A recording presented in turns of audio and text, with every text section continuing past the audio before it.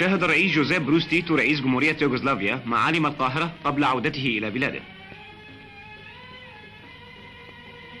وقد صحب الرئيس جمال عبد الناصر ضيفه الكبير لمشاهدة برج القاهرة السياحي. واستقبل الرئيسين عند وصولهما السادة صلاح نصر وصلاح الدسوقي محافظ القاهرة ورشاد مراد مدير عام مصلحة السياحة. كما صحبت عقيلة الرئيس جمال عبد الناصر السيدة عقيلة المارشال تيتو في هذه الزيارة. وتفقد الرئيسان وجهات معروضات المصالح الحكومية والشركات الأهلية التي أقيمت في حديقة البرج ليتسنى للسياح التعرف على الصناعات العربية.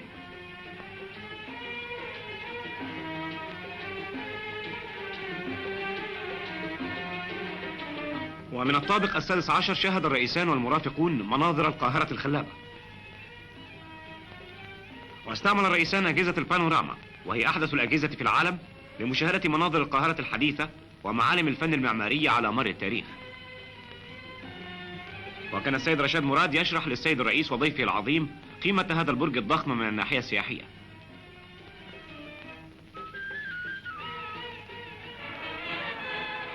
وصحب الرئيس جمال عبد الناصر الضيف العظيم إلى منطقة الأهرام لتناول طعام الغداء في صحارى سيتي في الخيام التي أقامها الجيش الأول.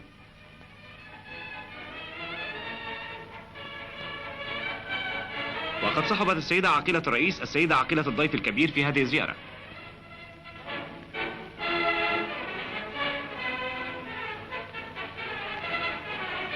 وقد دعي إلى المأدبة الوزراء ومرافقهم مارشال تيتو ورجال السفارة اليوغوسلافية وعقيلتهم. وقدمت القهوة العربية التي أعدت على الطريقة السورية للجميع.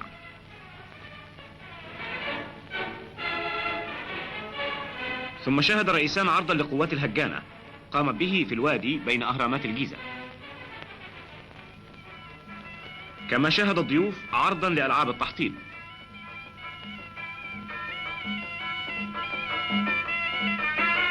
ثم عرضا للرقص على الخيول العربية.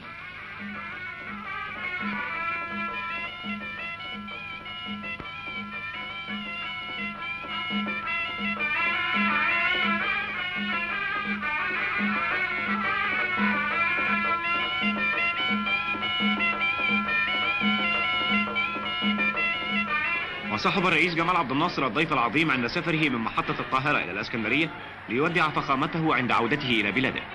وكانت محطة القاهرة محتشدة بكبار الشخصيات العربية والأجنبية وقادة الجيش.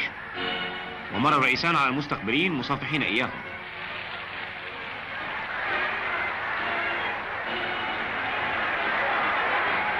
وتحرك القطار من القاهرة إلى الإسكندرية. وكانت المحطات التي مر بها القطار محتشدة بالجماهير الزاخرة التي حضرت من مختلف القرى والمدن لتحيي الرئيس جمال عبد الناصر وضيفه العظيم.